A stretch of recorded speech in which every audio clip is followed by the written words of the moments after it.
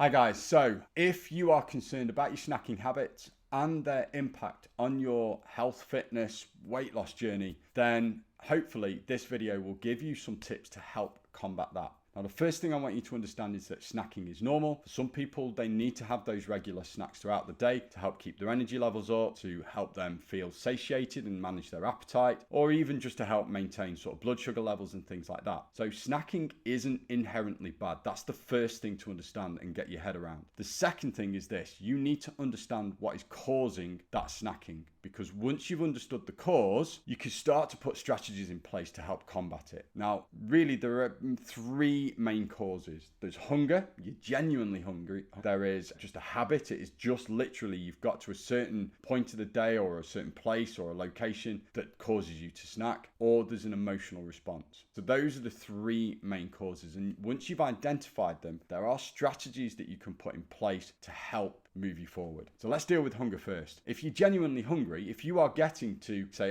8-9 o'clock and you are hungry and you're snacking there, then you need to check these three things. 1, are you eating enough? 2, are you consuming enough protein? 3, are you eating enough fruit, vegetable, fiber throughout the day to help keep you satiated? If one of those three things is out of whack, then we need to get it sorted, and you will 9 times out of 10 find that it helps solve those snacking urges. One of the mistakes people make is that they try and save calories from breakfast and lunch so that they can eat more later in the day. And unfortunately, that has the opposite effect of what you want it to. You think, well, I'm going to be eating a big meal and maybe snack later, so I'll save calories for that by skipping breakfast or eating very little for breakfast, or maybe skipping lunch or eating little there. It is going to actually hold you back, because by having less earlier on, it can dysregulate your appetite hormones so that you feel overly hungry later and you find it difficult to control what you're eating then. So eat more at breakfast and lunch. Ideally, you should be consuming at least half your calories before you get to your evening meal. So if your calorie target is 1800 calories, you should be eating at least 900 to 1000 calories before you get to your evening meal. That still gives you 800 calories left for your evening meal and any snacks that you might need sort of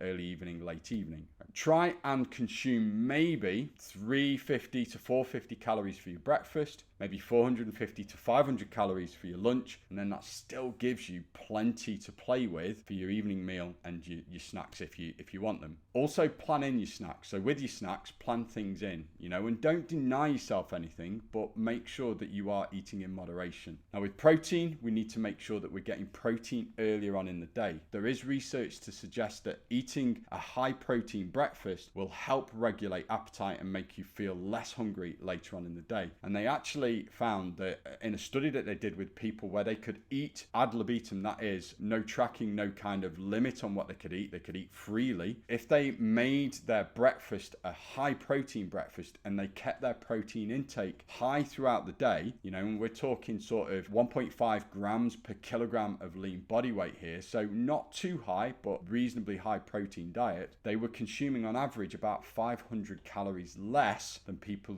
who ate a low protein diet. And that is a big difference. That's the equivalent of about a pound of weight loss or weight gain per week. So that is quite substantial. So high protein and having a breakfast earlier on. The other thing is make sure you're eating enough fiber. In the UK, we are on average consuming somewhere around 12 to 15 grams of fiber per day, whereas the recommendation for optimal health, is somewhere between 25 and 35 grams per day. So we're actually consuming around 50% of the fiber we should be eating. So look at what you are eating. Maybe add some fruit to your breakfast. Maybe make sure you're getting 2 good portions of veg with your lunch and with your evening meal, and maybe snacking on fruit in between as well, because fruit is high fiber. Forget about the sugar. Forget about the fear mongering of, fruit's got sugar, sugar's bad for you. It's rubbish. Nobody got fat from eating too much fruit. First of all, high protein breakfast. Make sure you're eating a good amount of food at your breakfast. High protein, high fiber, get some fruit in there. Same for lunch. High protein lunch, high fiber. So make sure you're getting your salads and your veggies in there as well. The other thing I would suggest at lunch is perhaps moderating your carbs.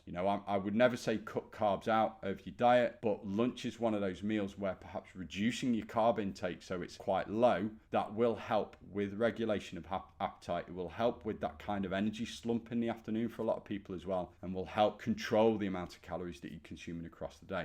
Right, the second thing, habit, time, location, all of that sort of stuff. I'll tell you a story. I had a client who used to get in the car to go to work. They had a bag of sweets or a tub of sweets in the center console, and every time they started the car, they'd reach into that sweet bag and they'd be devouring sweets, and they'd be getting through a tub every couple of days, and that tub would contain sort of 500-600 calories worth of sweets. All right, so they'd be getting through an extra 600 calories every couple of days because of those sweets. What we did is we changed their habits. So we identified that tub was a cue, was a trigger for them. And what we did is, instead of removing it completely, because just taking the sweets away didn't work. Taking the sweets away didn't work. So we replaced it. We replaced it with a drink they enjoyed, or some fruit and some grapes, something that they enjoyed to eat. And we put that in there. That solved that problem. And it solved it for three things. One, we identified what the cause, what their trigger was in that situation. And it was that tub of sweets. So we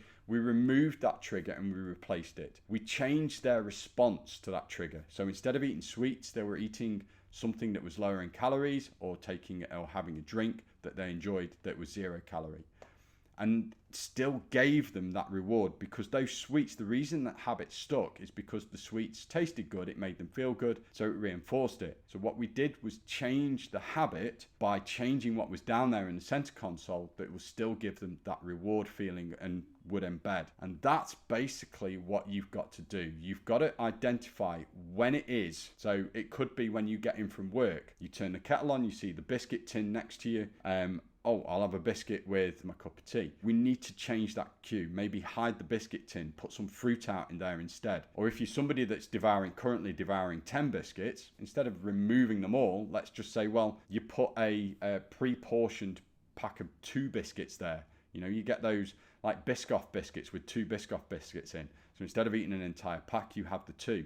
That's progress. And then in time, we can change that for something else. It could be that in the evening, you're devouring an entire share bag of crisps because you get in front of the telly, you feel a bit bored, you need something to do with your hands. Instead of getting a big share bag or those massive multi-packs with 24 packs in, we go and change it to an individually pre-portioned small bag of crisps, and we buy a 6 multi-bag crisps. Instead of buying a 200-gram bar of chocolate, buy the individual grammed bar of chocolate. And before you say, yes, but those individually wrapped bars are more expensive and I will just break off a row. No, you won't. There is something about it being individually wrapped that adds that extra barrier. And I'm not saying it works all the time. Sometimes you might have 2, but it makes it harder. And that's the thing that you've got to do. By getting those big bars, you're making access to that chocolate really easy. Instead of breaking off a row, you might just go, I'll have 2 rows. And before you know it, you've devoured the entire block in a night. So that £1 block of chocolate, yes, it might be cheaper than buying £1.50 individually wrapped bars, but you're going to be buying that every single day.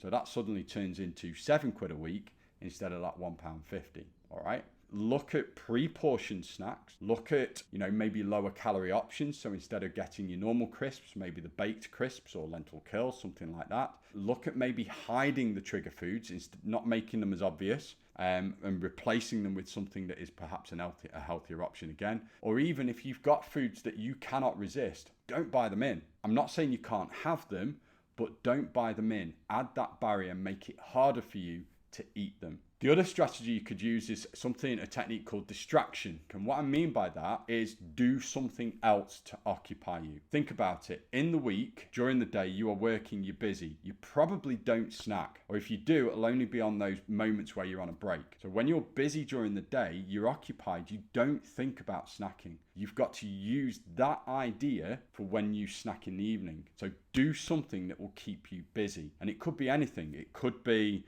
something simple like reading a book. It could be playing Sudoku on your phone, or giving somebody a call, or planning out what you're eating the following day and entering it into MyFitnessPal if you're tracking your calories. It could be journaling. It could be prepping your meals for the next day, making your packed lunches for the next day. Whatever it is, do something. Maybe even go for a workout or a walk, depending on the time of day. You need to do something that will distract you, that will occupy you. But you need to make that task something that is easy to do, something that is going to be a small task that could then develop. So something that you could say, well, it'll only take me 5 minutes and start. So if going to the gym for a workout 8:30 seems too much, it's not going to happen. But perhaps going for a quick 10-minute walk around the block, that's something that you are more likely to do. So make it easy. Writing out your plans for your meal plan for the entire week, you might think, actually, no, I'm not going to do that. I'm too tired. Whereas thinking about what you're eating just for the next day, or even making your breakfast up, that is something that is a 5-10 minute task. That when you get that hunger urge, that snack urge, do that instead and plan that in. So if you've got a set time, say, 8:30, you sat down in front of the telly after the kids have gone to bed and you've got everything sorted, plan something in for that time. So it gets to 8:30, I've got to do this. So for your habit-based stuff, we need to look at the cue. Can we remove the cue? Can we change that cue? Look at your response. Can we change the response? Put something else in there. Can we look at that distraction? But make it something easy. Make that new response easy. Make the old response harder. And then make the new response rewarding. And make the old response less rewarding. So, if you are snacking on chocolate, try and make it so you need to remind yourself of what your goals are. And think, no, if I have that chocolate bar, I am not going to move towards my goals. I'm going to move further away from them. But ultimately, these things will happen. Some things will happen where you might have that kind of overindulging moment. And that's fine. Accept it, move on. Right, finally, the last one.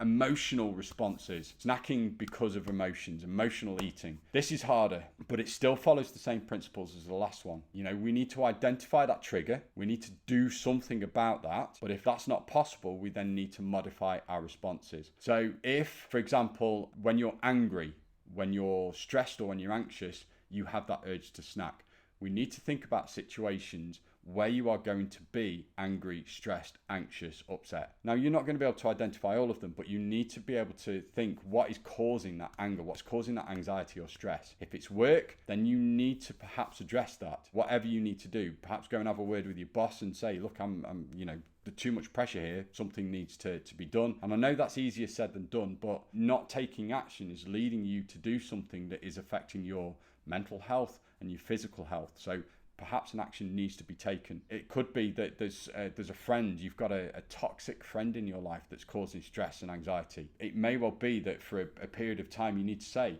back away from that friendship and allow yourself to regain some control over your life. You cannot be worrying about everybody else if you're struggling to control what you're doing. But ultimately, you need to identify what that is. Now, it's not always possible to do something, but if it is, then try and do something about that. Take action to either remove the cue or modify it, or certainly kind of reduce the occasions that it's going to happen. If that's not possible, we then need to, again, look at the distraction techniques. Now, this is what will work best with this situation. So look at what you can do to keep yourself distracted, to stop yourself from snacking or perhaps having a binge eating episode.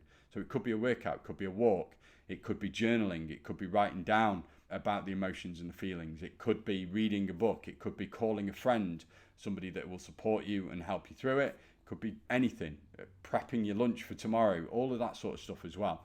But it's having that strategy in place that will help you distract you from that eating urge. And then again, making that distraction something that's easy to do, something that's easy to get into, obvious. And again, maybe hiding the snack foods, hiding those foods, maybe not buying them in. And again, I reiterate this. I am not saying you cannot have those trigger foods in the house. However, if they're things that you cannot resist, it is a good idea to put barriers in the place. Keep them out of the house so that you have to go and buy them or go elsewhere to get them. You can tell yourself, look, I can have them, but I will need to go and buy them specifically. And when you do go and buy them, don't go and buy an entire bunch of them. Buy one, satisfy the need, and then move on. So there are some strategies there. We've looked at addressing the cause. We've looked at coming up some particular responses. But ultimately, this is something that you will need to continuously work on. This is not something that is going to be solved overnight. None of these are silver bullets. They are things that you, even with the hunger one, they are things that you're going to have to work on, be patient with, be consistent, and eventually over time, and it might take, could be a week, could be a couple of months, maybe a year, but these are things that you will need to work on over time to reduce that. But believe you me, from somebody who's been through that, the more you work at it, the easier it becomes. and the more sustainable the new practices become. And then if you do have, and you think, yes, I've got it cracked, and you do have one of those days where you slip back into that habit, don't beat yourself up, draw a line under it, start again tomorrow. Hope that helps. See you again soon.